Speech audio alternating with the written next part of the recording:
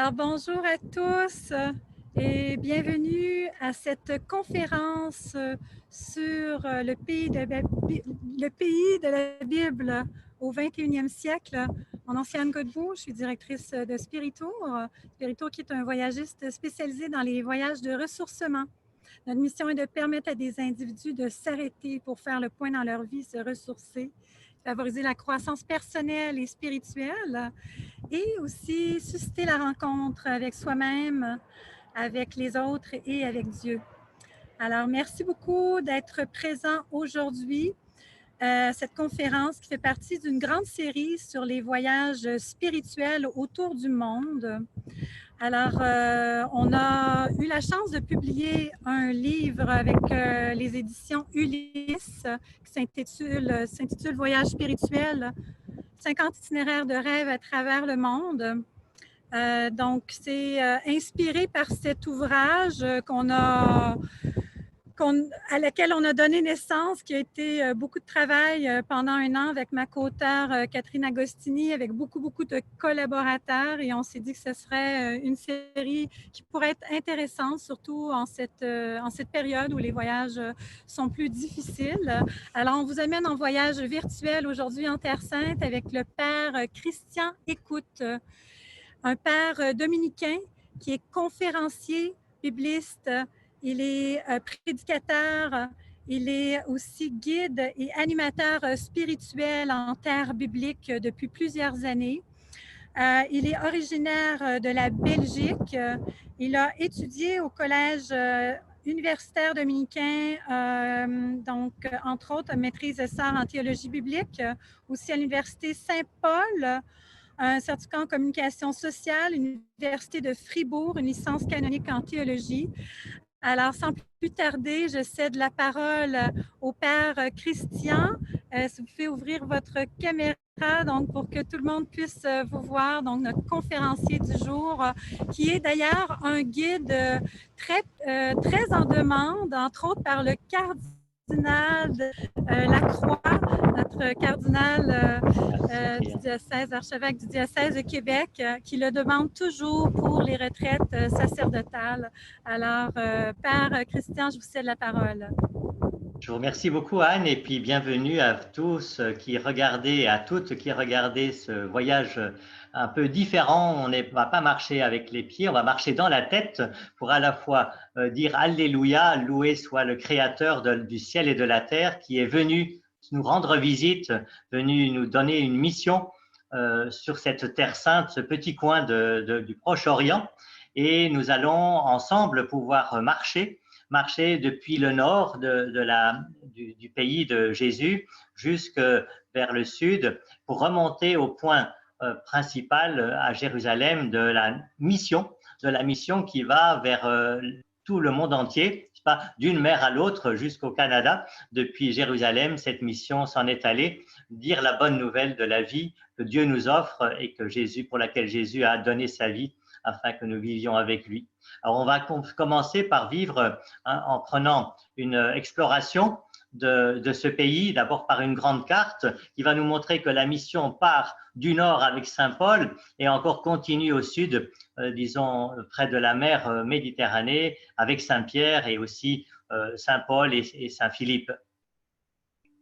Voici une autre exploration qui est donc celle du dôme du rocher, ce dôme du rocher qui est le lieu du premier temple sur lequel maintenant les byzantins chrétiens ont construit le dôme que les musulmans, je dirais, consacrent à cette ascension aussi de leur prophète. Et c'est le lieu de la prédication de Jésus à Jérusalem. C'est aussi le lieu où les Juifs, depuis David et Salomon, ont voulu choisir de faire résider l'Arche d'Alliance. Pour une prochaine Père Christian, oui. Pardon, oui. Donc, juste avant d'enchaîner avec la suite du diaporama, j'aimerais juste préciser à tous ceux qui sont avec nous, n'hésitez pas à nous poser vos questions. Tout à fait. Donc, ceux qui ont peut-être moins l'habitude avec Zoom ou avec les webinaires, donc on est en mode webinaire, vos micros et vos caméras ne sont pas ouvertes, sauf celles des conférenciers, mais vous pouvez poser toutes vos questions dans le chat. Donc, si vous regardez dans le petit menu en bas bas ou sinon en haut, là, vous avez un petit chat avec une petite bulle. Alors, vous nous posez vos questions. Ça nous fera plaisir de vous répondre, soit par Sûrement, écrit ou directement à travers le s'il nous Père reste du temps. Christian. Voilà. Entendu. Donc, si on prend un moment pour regarder cette terre sainte, cette terre de la Bible, cette terre où les hommes et les femmes et les enfants et les vieillards sont invités à vivre ensemble dans la paix, eh bien, dans le sud, dans le parti du nord, on a au Liban, pas où Jésus est allé à Tyr et à Sidon, on a le coin à l'intersection du Liban et de la partie jaune qui forme la partie actuelle de l'État d'Israël. On a à l'intersection, on a justement Saint-Jean d'Acre, le lieu de la mission de Paul, qui était déjà évangélisé avant qu'il y vienne et où il a pu y revenir pour aller descendre jusqu'à Jérusalem. Sur la partie jaune, près du lac de Galilée qui est en bleu, vous voyez la ville de Tibériade, qui est cette ville qui rappelle l'empereur Tibère et qui a été construite par donc Hérode, le fils d'Hérode le Grand, Hérode Antipas, qui a donc là fait une petite ville. Et au nord de ce point rouge, il y a justement Capharnaüm et tout le lieu de la vie publique de Jésus. Au centre de cette partie orange, vous avez bien sûr également, vous avez à ce moment-là, vous avez Nazareth, puis alors si on redescend, on arrive jusqu'à Bethléem et la naissance, et puis aussi à la mer Morte avec Masada, et puis alors on peut remonter jusqu'à Jéricho, près du lieu du Jourdain, pour arriver à Jérusalem, où la révélation trouve son aboutissement avec la mort, la passion, la résurrection de Jésus, et puis la mission qui va s'en aller près de Tel Aviv, à Jaffa, pour ouvrir l'évangile à toutes les nations. Dans le sud, il y a bien sûr la ville d'Elat, qui est celle de la mer Rouge, hein, qui permet de raconter et de visiter l'Exode et le chemin des Juifs, des Hébreux, jusqu'à l'entrée à Jéricho. Si on prend une autre exploration de ce moment de pèlerinage avec ce pays d'Israël et de Palestine, on peut prendre une autre diapo qui nous montre l'ensemble de la ville de Jérusalem et avec au-dessus le lieu de l'Eucharistie ou de la réflexion de Jésus sur Jérusalem, là où Jésus a pleuré aussi sur la ville qui n'a pas pu l'accueillir convenablement. À la fin, à droite, vous avez là où il y a nos portraits, il y a également donc l'église de Saint-Pierre en Gallicante, et puis en dessous, vous avez l'église à droite qui est l'église de la Passion de Jésus avec l'église de Marie-Madeleine au-dessus avec les oignons russes, et puis à gauche, vous avez l'église de Bethléem de la Nativité. Donc, on va de la naissance à la Passion jusqu'à la trahison, le reniement et la résurrection. Donc, on peut partir en pèlerinage pour marcher sur les pas de Jésus, depuis la Galilée au nord jusqu'à Bethléem au centre et descendre jusqu'à Jéricho dans le désert. Pour les pèlerins d'aujourd'hui comme ceux d'hier, il y a toute une beauté à entrer, à mettre ses pas sur ceux des disciples, sur ceux de Jésus, sur ceux aussi de l'Église d'aujourd'hui qui continuent à vivre dans ces lieux comme pierre vivante. C'est aussi un acte de solidarité et de communion avec les chrétiens d'Orient que nous pouvons vivre quand nous allons jusque-là, ou même que nous pouvons soutenir par la prière ou par notre générosité, car ils sont fervents, même s'ils sont moins nombreux, et ils sont aussi en communion ou en tension avec les peuples juifs et musulmans qui sont également sur ce même terrain de la Bible, le terrain de la révélation, une initiation pratique du document de la Bible avec son monument qui est le terrain. C'est cela la beauté du pèlerinage, prendre le document en main de la bonne nouvelle et le vérifier sur le terrain de sa révélation. Une prochaine exploration peut nous mener donc justement à la mission à Saint-Jean d'Acre. Saint-Jean d'Acre, ce petit port très très ancien, comme celui de Gaza au sud, celui de Acre au nord, a permis donc aux premiers missionnaires d'aller. Il y a les missionnaires phéniciens, il y a les missionnaires juifs, il y a les missionnaires chrétiens qui sont allés visiter la planète à partir de ce petit port. Et Saint Paul y est revenu. Et donc on a là également des églises, et c'est un village arabo-musulman et arabo-chrétien qui est très vivant et à partir duquel aussi on peut faire des croisières et relire les Actes des Apôtres avec Saint Paul. Une prochaine exploration nous fait descendre sur les origines de cette terre sainte, n'est-ce pas? C'est ce mont Carmel, le lieu de l'Ancien Testament où on a à la fois ces vignes, également ces chênes et ces oliviers, et où le prophète Élie a défendu l'honneur de Dieu parce que il y avait une concurrente phénicienne avec la reine Jézabel qui voulait montrer un autre dieu Baal, et saint Élie nous a fait par un sacrifice le pari de montrer qu'il n'y avait qu'un seul Dieu, Élie, le Dieu qui est le Seigneur. C'est le seul Dieu. Alors, la prochaine exploration à partir de ce mont Carmel, c'est de descendre dans cette Galilée, parce que le Carmel, c'est au nord qui nous mène vers la plaine, et dans cette plaine, il y a des vallons, parce que le mot Galilée veut bien dire ondulation, pas comme des vallées et des collines, et une de ces petites collines, c'est Nazareth, le lieu où le christianisme a commencé, dans la mesure où c'est là que Marie, notre mère, a accepté de dire sa collaboration volontiers à ce projet de l'incarnation de Dieu en Jésus. Et donc, ce sera l'Immaculée Conception qui, grâce à la force et la vie de l'Esprit, va nous permettre de nous offrir le don du Père qui est son Fils Jésus.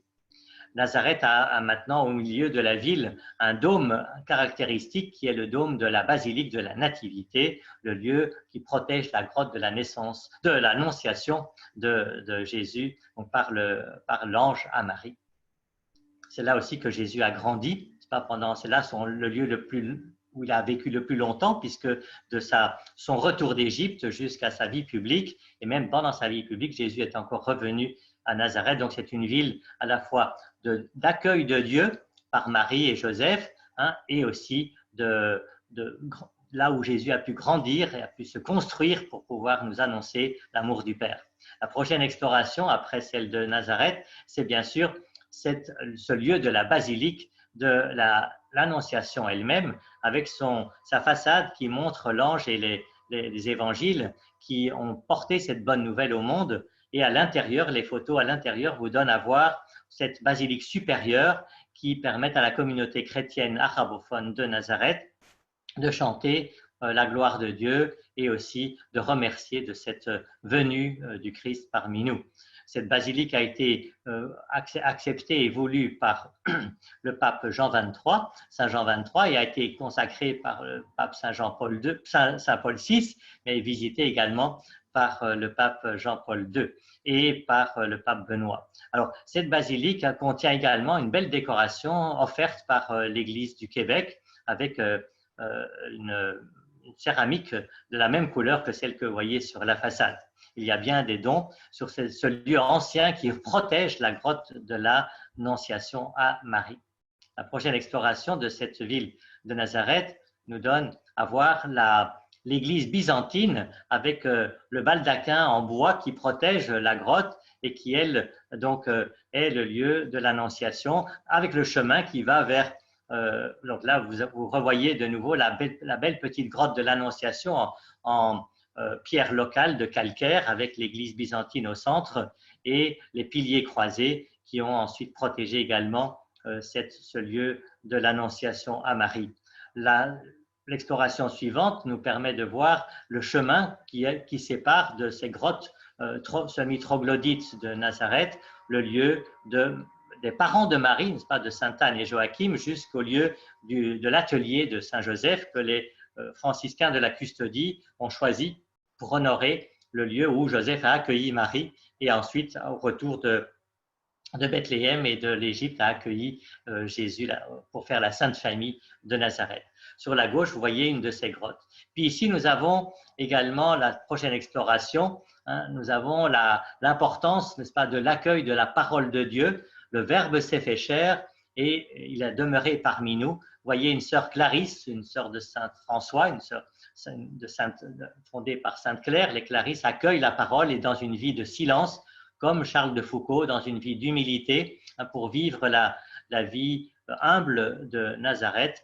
Nous avons également à gauche le puits où Charles de Foucauld a puisé l'eau pour arroser le jardin, comme Saint Joseph a arrosé avec Marie de la parole, également de la louange de Dieu, leur enfant Jésus.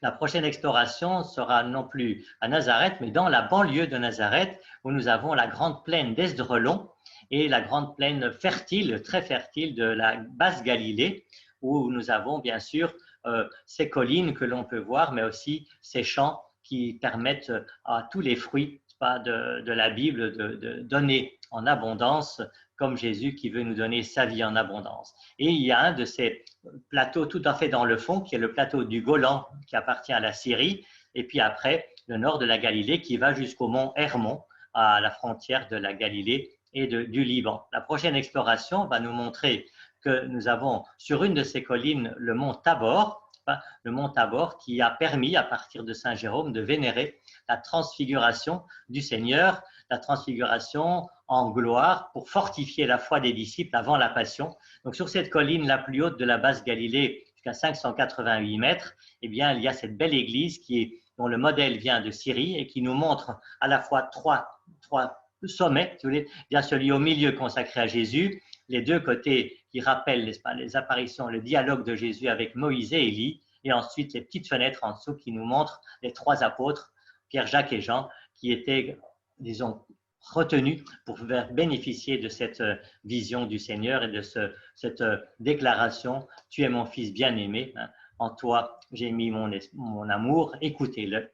Et voilà qu'en écoutant Jésus, nous allons continuer notre chemin et que la prochaine exploration va nous montrer que nous allons redescendre de la montagne. La prochaine exploration peut nous montrer la vue de Cana en Galilée, où Jésus a fait son premier signe dans l'évangile de Saint Jean.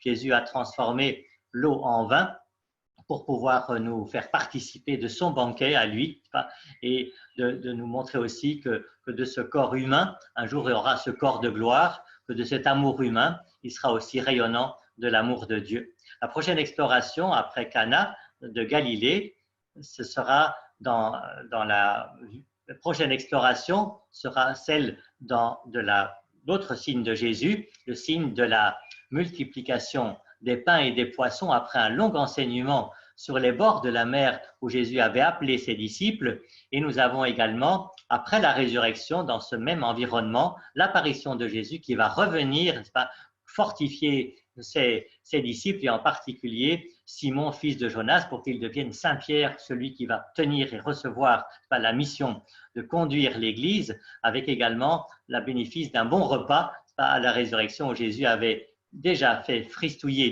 du poisson et du pain. Il a permis une pêche de 153 poissons pour qu'il y en ait pour tous et qu'il y en ait pour tous les peuples de la terre et tous les hommes et femmes de ce monde. La prochaine exploration en Galilée encore va nous montrer le lac de Galilée qui, lui, est celui sur lequel Jésus a pu naviguer, mais également sur les bords duquel il a pu enseigner longuement, dont et pratiquer les béatitudes. Les 8 béatitudes que vous connaissez, n'est-ce pas, pour les artisans de justice, ceux qui font la paix, les autres qui sont pauvres de cœur mais qui ont un cœur généreux pour accueillir, les doux, les miséricordieux, également les persécutés. Alors, cette belle petite église sur le mont des Béatitudes est au bord du lac et permet d'admirer la grandeur de ce beau lac de Galilée, qui fait un peu comme vos beaux lacs Louise ou vos lacs du Canada, mais également nous rappelle que Jésus a enseigné, partagé et aussi pratiqué ces pistes de bonheur au bord du lac qu'il a lui-même traversé. La prochaine exploration peut nous montrer de ce lieu encore où Jésus a prêché, c'est la synagogue, c'est le lieu de Capharnaüm, la ville de Jésus où il a été accueilli pour la première fois pour pouvoir, disons, témoigner de sa capacité de rendre vie, de réintégrer les handicapés, les blessés de la vie, les possédés dans la communauté croyante des Juifs. Et avec lui, également, il prêchait, n'est-ce pas, le chapitre 6 de Saint Jean, qui est celui de la vie, enfin, le pain de vie éternel. Voulez-vous, vous également, rester avec moi ou voulez-vous partir? C'est la question de la liberté que Jésus nous offre à Capharnaüm, où il a guéri la belle-mère de Pierre, où il a habité pendant sa vie publique. C'était comme son quartier général pendant son temps de mission avant la Passion.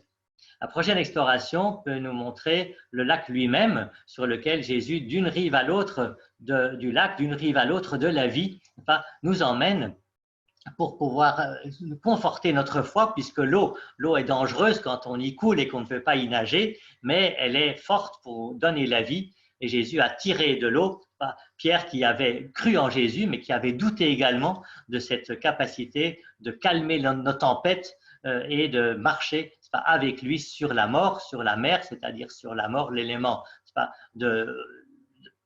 d'enfouissement, mais également l'élément qui permet de faire pousser toute la nature et donc aussi de nous faire grandir en spiritualité. Ce lac permet des belles croisières que les pèlerins font souvent dans des bateaux en bois qui nous font découvrir la grandeur, la force de l'eau et aussi son signe, l'eau vive qui est Jésus.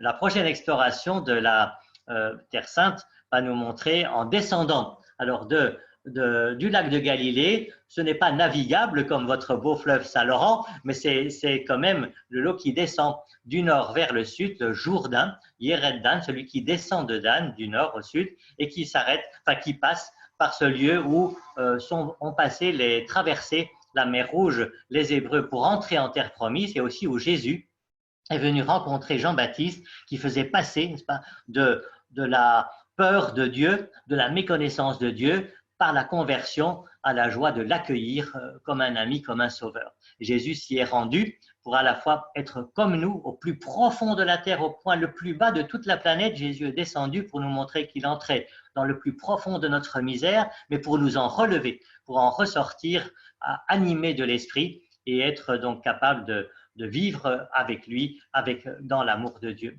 La prochaine exploration va nous montrer qu'on entre après le Jourdain dans ces lieux de la... Ah, là, il manque un petit peu de Terre Sainte. Hein. On va continuer. Comment est-ce qu'on va faire? On va simplement passer du Jourdain vers la ville vers le sud encore. On va descendre plus bas. Je ne vois pas pourquoi on n'a pas la... voilà, attendez. Oui. Bon, donc on va continuer.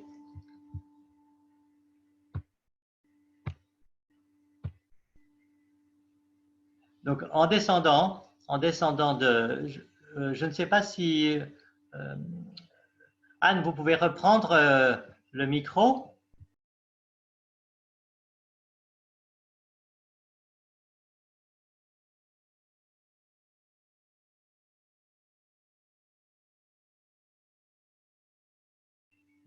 Je ne vois plus les images de la vidéo. Donc, est-ce que vous pouvez reprendre la diapositive du Jourdain?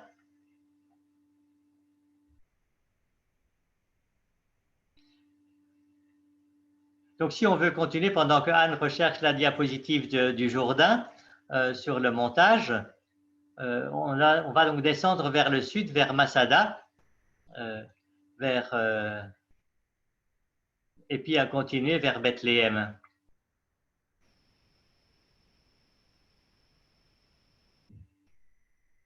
Donc Anne, vous m'entendez? Anne, vous m'entendez Anne?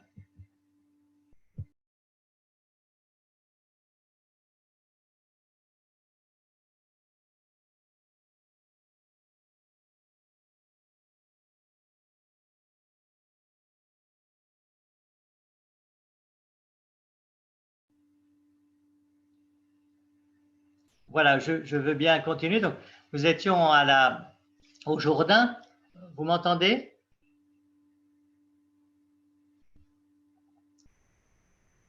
Voilà, très bien. Nous sommes revenus. Donc sur le lieu du baptême. Voilà, merci. Ça, c'est très bien. Voilà. Et donc, nous pouvons prendre l'exploration suivante pour aller vers le sud. Alors voilà, après le Jourdain, nous avons fait une boucle qui nous permet de rejoindre du Jourdain la ville de Bethléem, le lieu de la naissance de Jésus, avec cette fameuse étoile en argent qui dit le lieu où le Fils de l'homme s'est fait chair, et s'est montré à notre humanité avec la petite porte de l'humilité pour y entrer et la grande basilique qui est une des belles basiliques constantiniennes qui nous donne à voir la protection qu'on fait de ce lieu saint privilégié où Jésus s'est montré dans sa vie humaine. Et la prochaine exploration va nous montrer qu'il n'a pas été simplement vu, il a été aussi loué par les anges qui l'ont fait connaître aux bergers, les gens simples du pays. Et il y a en bas, près de cet autel avec la nappe d'autel violette, vous avez une chapelle donnée par les Canadiens, qui est une chapelle qui nous donne les 3 moments principaux, l'annonce des bergers, également le lieu de la naissance, et puis la mission que les bergers ont d'annoncer cette joyeuse nouvelle. La prochaine exploration peut nous montrer la basilique de la Nativité de Jésus. Nous avions vu à Nazareth celle de l'Annonciation. Ici à Bethléem, nous avons celle de la Nativité, qui est le lieu qui protège la grotte, non plus de l'Annonciation, mais de la naissance de Jésus, qui est une grotte de fortune, mais aussi une grotte qui peut être celle de la famille de David, qui était donc l'ascendant de Saint Joseph, à qui a été promis que donc il y aurait un descendant qui serait le berger de paix et le prince de la paix pour le peuple de Dieu. Devant la basilique, il y a bien sûr au-dessus la Vierge Marie, et puis vous avez Saint Jérôme qui se trouve être représenté pour montrer, n'est-ce pas, qu'il a aussi voulu prendre à cœur la Bible, le document, et le traduire de l'hébreu en latin pour la première fois au plus près du lieu de l'incarnation. La prochaine exploration peut nous montrer que près de Bethléem, il y a Jéricho. Cette ville qui est considérée comme la plus ancienne ville du monde, dans la mesure où il y a une fortification et une tour d'observation, la ville aussi des prophètes, le disciple d'Élie, Élisée, qui a fait le signe de la purification de l'eau, et où Jésus également est venu. Il a eu comme grand ami les aveugles comme Bartimée et Zachée. C'est le lieu d'une grande source toujours belle dans l'oasis palestinien de Jéricho. La prochaine exploration peut nous montrer les moines qui également, dans le désert, ont fait comme Jésus, qui après son baptême, donc près de Jéricho au Jourdain, a pu triompher des tentations sur l'avoir, le pouvoir, le savoir, et ces moines venant de Cappadoce en Turquie ou d'Égypte dans le sud sont venus là également, non pas se réfugier, mais vivre de cette même force de l'esprit pour vaincre les tentations et prier pour nous, notre Église et le monde entier pour qu'ils connaissent vraiment Jésus qui nous fait vivre de lui. La prochaine exploration, après ce monastère de Saint-Georges, c'est le sud du pays, le Negev, n'est-ce pas, qui veut dire le lieu aride et sec du désert où Jésus est entré, mais aussi où nous avons le roi Hérode qui a fait sa fortification de peur d'être détrôné, puisqu'il était pas le roi des Juifs, mais s'était fait couronner tel. Et à Masada, il y a une grande forteresse pour y résister avec, à gauche, vous voyez 3 escaliers, son palais principal et un téléphérique pour y grimper. C'est tout près de la mer Morte, le lieu dans lequel le Jourdain va se jeter. La prochaine exploration peut nous donner à voir les grottes de Qumran, qui, elles, sont un lieu très, très important pour connaître la Bible dans ce texte, dans sa version grecque ou dans sa version hébraïque, puisque c'est là que les Esséniens et des gens de Jérusalem ont caché des rouleaux de parchemin sur lesquels avaient été écrits consciencieusement les textes de la parole de Dieu, de l'Ancien Testament, et qui, de 47 à 56, ont été retrouvés par les Bédouins qui les ont fait connaître et qui ont pu être publiés grâce à l'École biblique et archéologique française à partir des années 50, ce qui a donné la Bible de Jérusalem que vous connaissez. La prochaine exploration peut nous donner également à voir qu'à la mer Morte et au bord de cette mer Morte, où il y a à la fois la ville de Sokoka qu'on appelle Qumran et la forteresse de Masada, il y a cette mer très riche en sels minéraux qui permet à la fois des cures de santé, également de la relaxation, une expérience où on flotte comme un bouchon sur l'eau pour avoir la légèreté, être capable d'être aussi léger pour accueillir et monter vers Dieu. Voilà. Une prochaine exploration, après cette détente dans la mer, c'est la passion douloureuse de Jésus qui commence à la fois par l'entrée joyeuse dans la ville de Jérusalem où certains l'accueillent, Hosanna, sauve, Seigneur sauve, et également les pharisiens ou les scribes qui sont jaloux de sa générosité, de ses dons et qui veulent l'éliminer. Et à Sainte-Anne, juste avant d'être en passion, Jésus a guéri encore un aveugle, n'est-ce pas, dans le chapitre 5 de Saint Jean. Vous pouvez retrouver, pas un aveugle, un paralytique depuis 38 ans qui a été guéri là, et il y a une église qui a rappelé cette beauté du geste de Jésus à la piscine des brebis. Également, cette église Sainte-Anne, qui est domaine national français, permet de rappeler, en plus de cette guérison du paralytique, et bien également la prière démoniale du temps des croisés.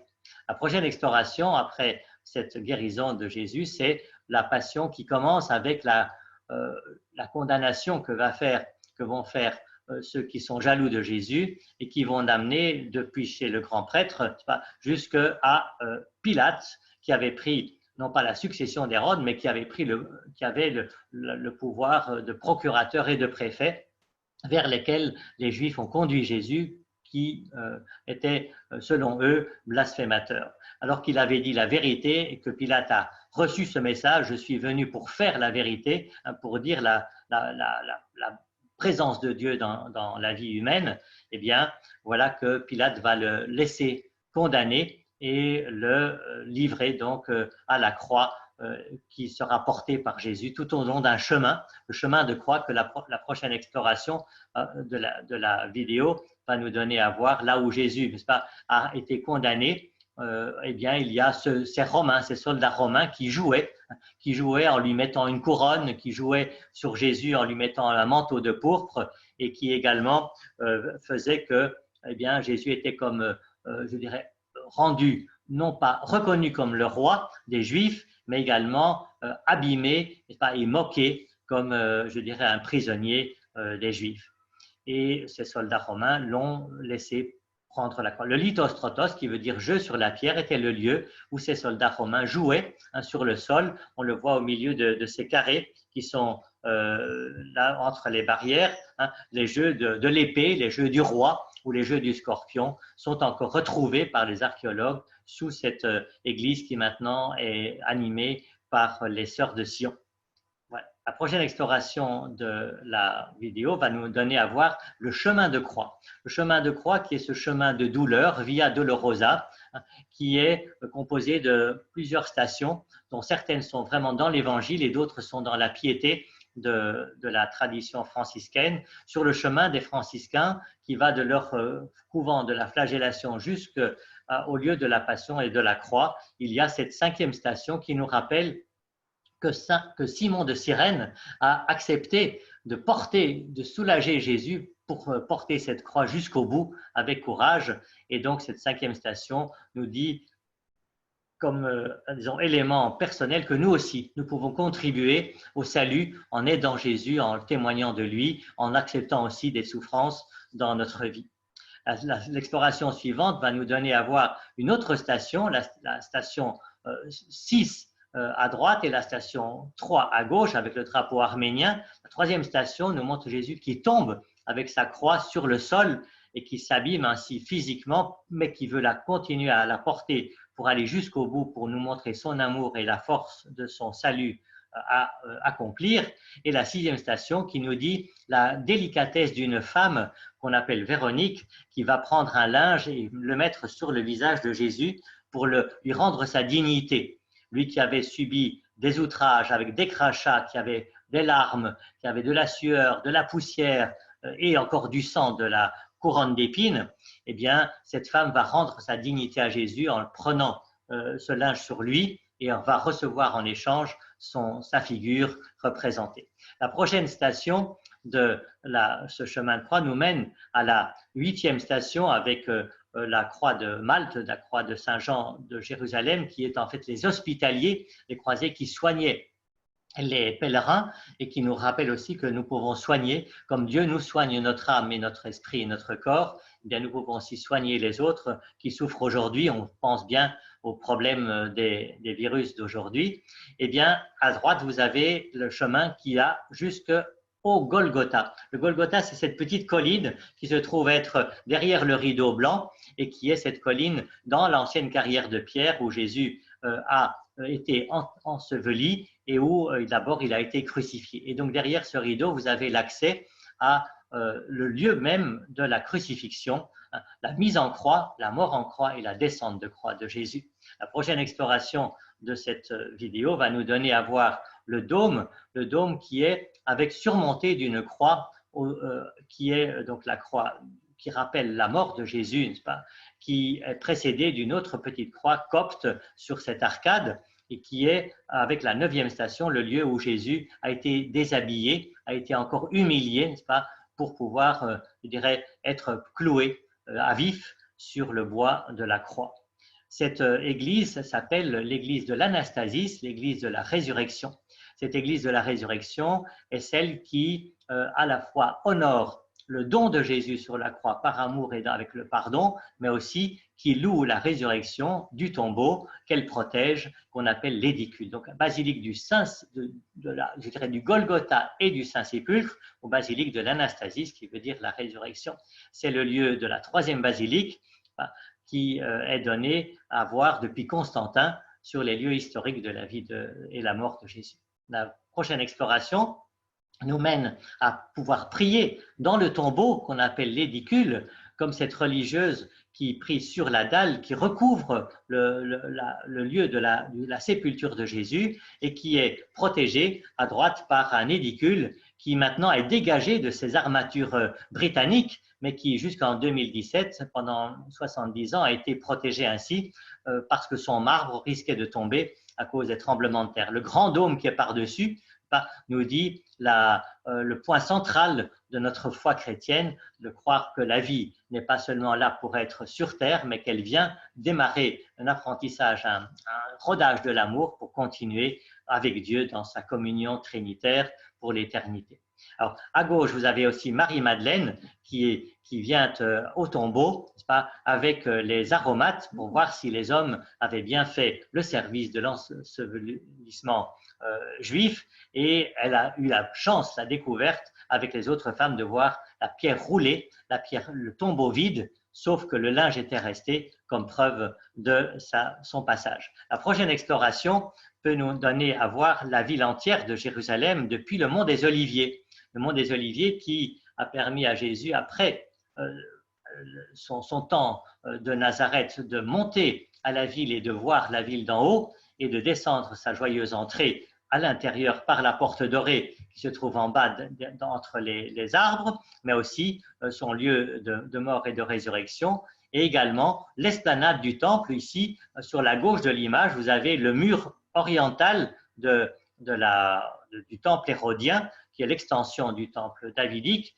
et qui a un lieu sur le sud, qui est le lieu de l'enseignement de Jésus, où il y a maintenant la mosquée Al-Aqsa des musulmans, avec une petite chapelle chrétienne encore des Templiers également. Donc, il y a les 3 religions représentées sur ce lieu de l'esplanade du temple juif. Il y a à la fois le lieu juif et le lieu de Jésus, le lieu des musulmans. Et donc, on a ces 3 religions qui doivent pouvoir coexister. Et cette grande ville de Jérusalem nous montre, derrière le dôme du rocher, en bleu et gris, le dôme de la résurrection. Dans le fond, au premier plan, vous avez la vallée du Cédron qui, elle, nous donne à réfléchir comment Jésus, je dirais, a également prié et souffert, puisqu'il a été là trahi par Judas et qu'il avait d'abord prié très fort avec ses disciples pour pouvoir tenir bon dans le don de sa vie. La prochaine exploration de la diapo va nous donner à voir le lieu du sommet du mont des Oliviers où a été construite une 4e basilique, mais une 3e constantinienne qui est celle de l'Éléona, la basilique de l'Olivier, qui est tenue maintenant par les sœurs carmélites de Terre Sainte et qui nous donne à rappeler toute l'importance que Jésus avait dans son enseignement à travers la prière. Jésus se retirait souvent en solitude pour prier, mais aussi avec ses disciples. Il louait également au repas et à la synagogue, il priait. Et voilà que le Notre Père est affiché en français comme dans bien d'autres langues dans cette église du Pater qui n'a pas été entièrement relevée, mais où Le pater est vu dans bien des langues, également en braille pour ceux qui sont aveugles, et également porté par la prière continue des sœurs carmélites pour le salut du monde et la mission de la prière contemplative. La prochaine exploration nous donnera à voir dans Jérusalem le lieu de la prière intense de Jésus, Gethsémani, le lieu du pressoir à olives. Le pressoir à olives qui est donc le lieu où Jésus pouvait se retirer quand il était en besoin de sommeil le soir, en dehors, parce qu'à Jérusalem, il n'avait pas de maison. Eh bien, il allait se retirer dans une grotte près d'un jardin, et ce jardin des Oliviers a entendu les prières de Jésus, Père, si cette coupe ne peut passer, que ce soit pas ma volonté, mais la tienne qui se fasse. C'est un lieu tenu par la custodie où les chrétiens latins, les catholiques, ont une belle basilique également consacrée à la prière et à, je dirais, la force de l'esprit dans l'esprit de Jésus pour assumer sa vocation, sa mission. La prochaine exploration de cette pèlerinage, disons, virtuel, prochaine exploration va nous donner à voir également une partie de Jérusalem qui est celle où Saint-Pierre a renié Jésus après la prière, après la trahison de Judas. Eh bien, Pierre va suivre avec le disciple que Jésus aimait, Jésus emprisonné, et il va assister, n'est-ce pas, de loin, en se chauffant près d'un feu, à ce procès de Jésus. Et c'est là qu'il ne va pas avoir le courage de dire qu'il le connaît. Il va dire au contraire, je ne le connais pas, cet homme-là, qui veut donner sa vie. Et donc, c'est le reniement de Saint-Pierre à Saint-Pierre Gallicante, au Chant du Coq. Pierre comprendra qu'il a oublié sa foi, ou il a oublié une partie de son amour, peut-être par difficulté de vie, peut-être par peur, mais nous aussi, sachons que notre peur ne doit pas demeurer, mais comme Saint-Pierre, elle peut connaître des pleurs qui nous remettent dans la vérité. La prochaine exploration de la vidéo va nous donner à voir qu'à l'intérieur de ce cénacle, il y a cette construction faite par les croisés actuellement, et également une construction faite à droite par les musulmans. C'est un lieu où les Juifs se rassemblaient, comme ils étaient porteurs d'eau, pour pouvoir donner à Jésus l'occasion de laver les pieds et de faire la scène, mais également c'est le lieu où les chrétiens ont vécu cette première Eucharistie, le magnifique testament de vie de Jésus, et où ils sont revenus après la résurrection pour continuer à attendre l'Esprit, la force de Dieu, et recevoir cet esprit de Pentecôte après l'ascension. Et à droite, vous avez cette image d'un mihrab, c'est-à-dire d'un lieu qui oriente la prière des musulmans vers la Mecque, et qui se trouve dans ce même lieu du cénacle. Et donc, on a, comme sur l'esplanade du temple, dans le cénacle, un lieu où il y a les trois religions représentées. Les Juifs ont fait une synagogue en dessous dans la chapelle des franciscains. Au-dessus de la chambre haute, on a le cénacle de Jésus, et vous avez un minaret également avec une mosquée dans ce lieu. La prochaine exploration de la vidéo va nous donner à voir qu'il y a le mur des lamentations, ou le mur occidental, qui est ce mur où les Juifs également viennent prier, pour rester le plus près possible de la présence de Dieu dans leur vie, et rester présents à Dieu, et qu'ils prient là toutes leurs intentions. Et c'est un lieu qui est en fait le sous-sol, le soutènement de la fameuse esplanade sur laquelle Jésus a enseigné, et où les musulmans ont mis le dôme du rocher et la mosquée El-Aqsa. Ce mur des lamentations, c'est la lamentation que Dieu a l'air d'être disparu parce que le temple est perdu. C'est aussi la lamentation de ne pas pouvoir y remonter, mais il n'est pas nécessaire d'y remonter pour y faire des sacrifices. Il est nécessaire d'y remonter pour vivre ensemble la même foi en Dieu créateur et rédempteur. Il y a également maintenant une rampe qui permet d'accéder pour tous les non-musulmans à cette esplanade où les musulmans prient 4 à 5 fois par jour et écoutent la prédication du vendredi. Vous avez à gauche les petits billets de prière ou d'intention que tout le monde peut mettre nuit au jour dans les interstices de ce mur qui a déjà 2000 ans.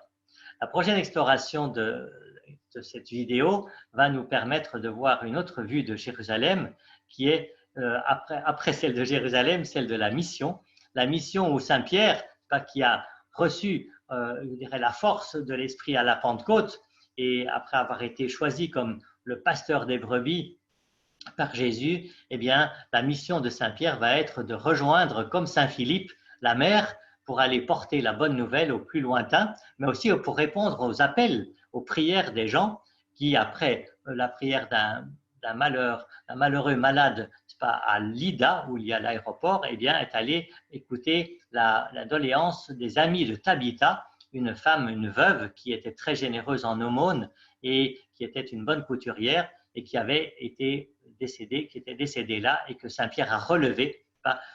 Et c'est le phare à droite, le phare rouge et blanc sur la diapo que vous pouvez voir, qui est la maison, n'est-ce pas, de Simon le Corroyeur, où Simon, le fils, donc Simon Pierre, a été accueilli et d'où il est parti pour aller vers Césarée-Maritime. À gauche, vous avez une église qui est l'église Saint-Pierre, qui rappelle que justement Saint-Pierre avait à comprendre avec l'aide de Dieu que Dieu ne fait pas exception des personnes, que même si les lois juives étaient là pour protéger la vie, eh bien maintenant, ces lois sont souvent obsolètes puisqu'il ne s'agit pas de faire de distinction entre les personnes. Dieu a commencé par le peuple d'Abraham, mais ouvre à tous son salut, et donc Pierre aussi peut baptiser et peut donner la bonne nouvelle aux Juifs et aux Romains de Césarée-Maritime. En bas, vous avez des jolies ruelles de la ville de Jaffa, la ville de la mission, la ville aussi où les pèlerins arrivaient donc quand ils étaient en bateau avant de connaître les voies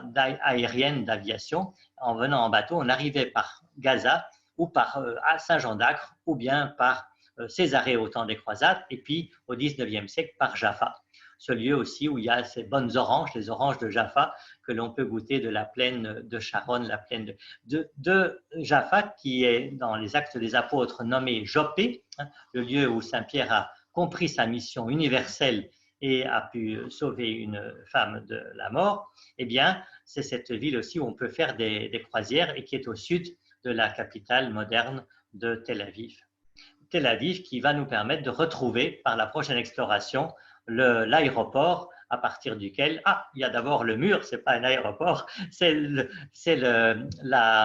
mur des lamentations avec, en soirée, n'est-ce pas, puisqu'il est ouvert jour et nuit à la prière, eh bien vous avez le mur des Juifs en bas, le dôme en haut doré des musulmans sur le lieu, disons, consacré à Mohammed, mais qui n'y est jamais venu, mais qui est une vénération. Et tout au fond, sur le sommet du mont des Oliviers, vous avez l'église qu'a construite une femme, n'est-ce pas, la femme de l'empereur Guillaume, et qui, Augusta Victoria, a voulu rappeler l'ascension de Jésus au sommet du mont des Oliviers. C'est actuellement un hôpital, également un lieu d'archéologie des Allemands. Tout en bas, vous avez encore sur la gauche les alentours élevés de la ville de Jérusalem, n'est-ce pas? Jérusalem entourée de montagnes, comme Dieu entoure son peuple, n'est-ce pas, de son amour. C'est bien sûr avec Spiritour qu'on peut découvrir beaucoup de ces beaux coins et que je vais rendre la parole à Anne si jamais il y avait des questions pour continuer ce petit moment de méditation. Oui, merci beaucoup, Père Christian. C'est vraiment très intéressant de vous écouter. Ça nous ramène en Terre Sainte pour ceux qui ont... on a des pèlerins qui ont déjà voyagé avec vous, entre autres. Là. On a Guylaine qui était là avec le Père Boulade l'an dernier, qui vous salue. Donc, on a beaucoup de gens là, qui sont là. Donc, il y en a qui espèrent un jour voyager en Terre Sainte et puis d'autres qui y sont déjà allés. Alors, moi, ça m'a ramené aussi là, en Terre Sainte. Ça ramène des beaux souvenirs vraiment. Là. Alors, un grand merci. Les questions, il y en a eu très peu. Je ne sais pas si vous avez d'autres questions, donc n'hésitez pas. On va peut-être avoir encore quelques minutes où on pourra donc répondre. Il y avait une petite question sur la mosquée Al-Aqsa que j'ai répondu. On a des remerciements. Beaux souvenirs, Thérèse Duval qui vous salue, qui nous dit beaux souvenirs. Des remerciements, Guylaine. OK. Bien, écoutez, n'hésitez pas s'il y a d'autres questions. Le COVID en ce moment, oui. Est-ce que vous pouvez nous dire quelques mots, Père Christian, par rapport à la situation actuelle? Comment vous, ça va? La question de Guylaine, comment ça va? Et puis peut-être la situation en Terre Sainte, là. Oui, alors en quelques mots, on peut parler de la maladie du COVID qui est ce virus qui s'est répandu comme un fléau et qui également a touché la Terre Sainte Alors, ce n'est pas le premier ni le dernier, mais ce fléau a touché, heureusement, pas trop les habitants de Terre Sainte. Et à Gaza, ils sont très très peu touchés parce qu'ils sont en fait confinés déjà comme une prison malheureuse à ciel ouvert depuis tellement longtemps. Et donc, à Gaza, il y a très peu de malades. À Jérusalem, il y a eu un confinement assez rapide qui a été fait à la demande du gouvernement. Et on a eu dans ce lieu, en fait, uniquement un quartier qui a été fort touché, c'est le quartier des Juifs orthodoxes qui n'avaient pas voulu accepter ce confinement. Et donc là, il y a eu une assez grave crise, mais elle a pu être gérée parce que finalement, ils ont été obligés d'aller à l'hôpital. Et maintenant, les églises sont heureusement déjà réouvertes pour 50 personnes. On peut célébrer chaque dimanche à 50 personnes. Alors, il y a des gens qui font à l'extérieur, sur le parvis de l'église, et d'autres, il faut téléphoner au curé pour avoir une place réservée comme au théâtre, pour savoir sa place numérotée et également ainsi pouvoir être à distance, barrière dans l'église. Et donc, on peut célébrer chaque jour la messe, mais à 50 personnes à la fois. Donc, on fait plusieurs messes successives quand il y a beaucoup de demandes et l'église est ouverte. Alors, comme c'est encore le temps du Ramadan, eh bien, il y a un couvre-feu de 6 heures du soir à 6 heures du matin où il est interdit de vendre quoi que ce soit. Donc, il n'y a pas de magasin de nuit, n'est-ce pas, comme chez vous, hein, mais il y a la journée, les magasins sont ouverts et avec ce qu'il faut comme prudence, eh bien, on peut commencer à se déplacer. Je ne sais pas pour concernant les plages, parce qu'il n'y a pas de plage à Jérusalem. Je ne sais pas ce qu'il en est pour les bains, mais il paraît que pour les sportifs, c'est possible, mais pas pour se bronzer. Voilà. Merci. On a plusieurs questions qui sont apparues, alors je vais y aller une à la fois. Des salutations aussi. On a bonjour Père Christian, c'est Francine Isabelle venue avec Père Boulade. Oui. Ensuite, on a ici, ce n'est pas une question, Martine Rioux, ce n'est pas une question, mais seulement un commentaire pour vous dire l'émotion qui m'habite en ce moment à la vue de tous ces sites que nous avons visités avec le Père Christian l'an dernier. Ah, déjà. Quel magnifique souvenir. Merci pour cette présentation, c'est très, très apprécié. Très bien, bravo, bon Québec. souvenir. Alors maintenant, il faut le relire et en vivre. Oui. Oui. On a ensuite une question par rapport à la piscine de Siloé, Hélène. Oui. On n'a pas vu la piscine de Siloé dans le diaporama, mais la piscine de Siloé, à la différence de la piscine de Bezzata qui est donc à Sainte-Anne, la piscine de Siloé est tout au sud, et ça c'est la piscine qui rappelle l'événement de Saint Jean chapitre 9 avec la guérison de l'aveugle-né, qui est un des points qui a déclenché la grande jalousie des pharisiens et des grands prêtres du temple. Ce jeune homme qui a osé dire que c'était Jésus qui avait fait cette guérison et qu'il y croyait et que pour lui, personne d'autre n'avait pu faire un tel signe. Ça, c'est au sud de la ville, donc c'est un peu plus bas que l'esplanade des mosquées, l'esplanade de l'ancien temple, et c'est accessible actuellement maintenant dans un parc archéologique, et cette piscine est en partie dégagée par les archéologues, mais elle est bien décrite par le Père Vincent et par d'autres, je dirais, connaisseurs de l'Antiquité juive. Merveilleux.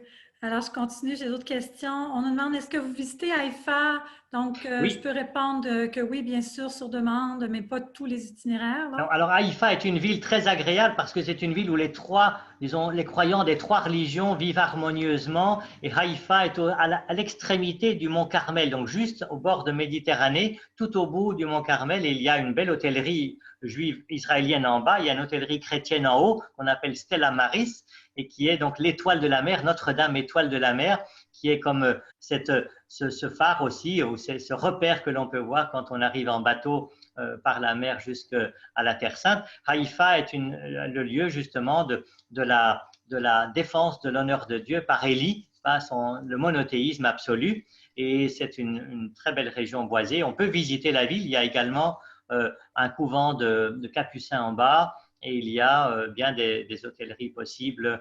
Et monter la petite colline Haïfa jusqu'à un musée de l'université du Technion est aussi une très belle expérience.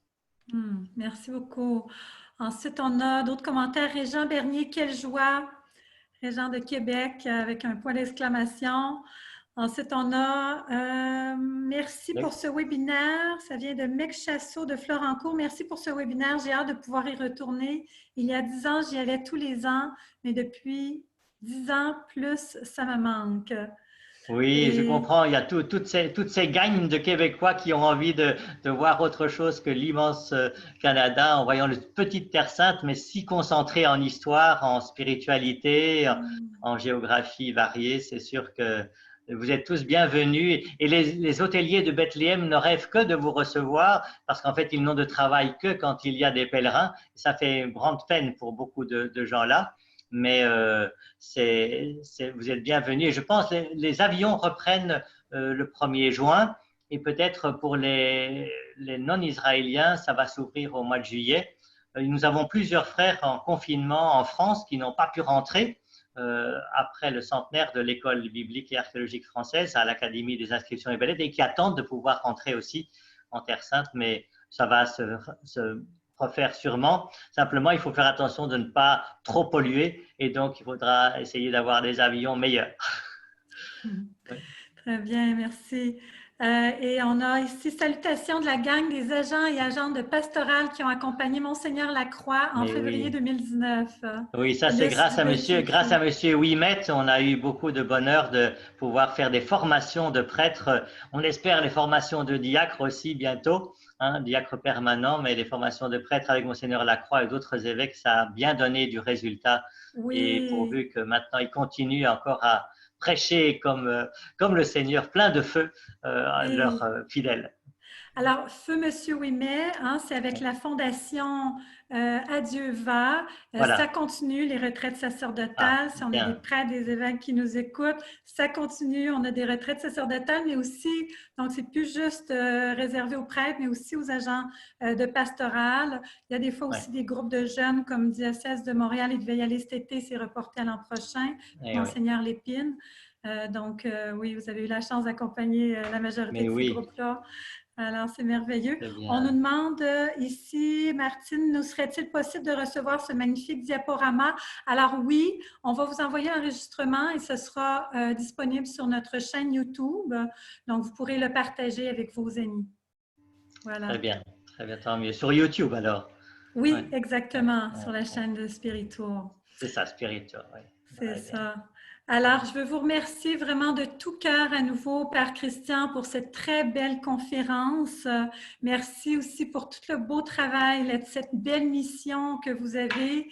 Puisse l'Esprit Saint continuer de vous accompagner longtemps, de vous donner longue vie et de continuer de vous combler de toutes ces grâces.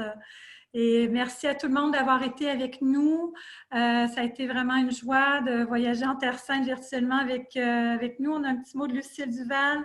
Merci Anne, Alain Pouliot ne pouvant être là. Il m'a demandé si c'était enregistré. Merci à vous deux. Un plaisir de vous revoir, Père Christian. Alors, Mais merci oui. encore à tout le monde d'avoir été avec nous.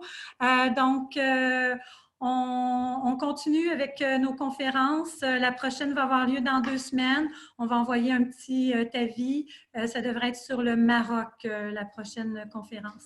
Alors, merci encore et je vous laisse le mot de la fin, Père Ah Christian. ben, le mot de la fin sera aussi de vous remercier de tous vos services de Spiritour et cette spiritualité à travers la réflexion et la pensée. Il y a bien sûr la connaissance et l'intelligence, mais il y a la prière que l'on peut développer en ayant davantage ancré notre foi en cette terre sainte.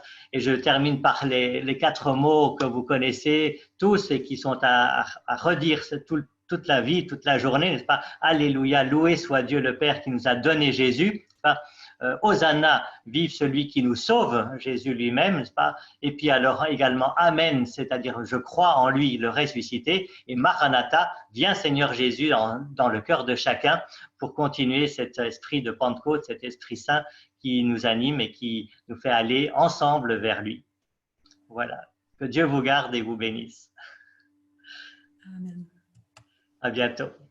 Au revoir, à bientôt.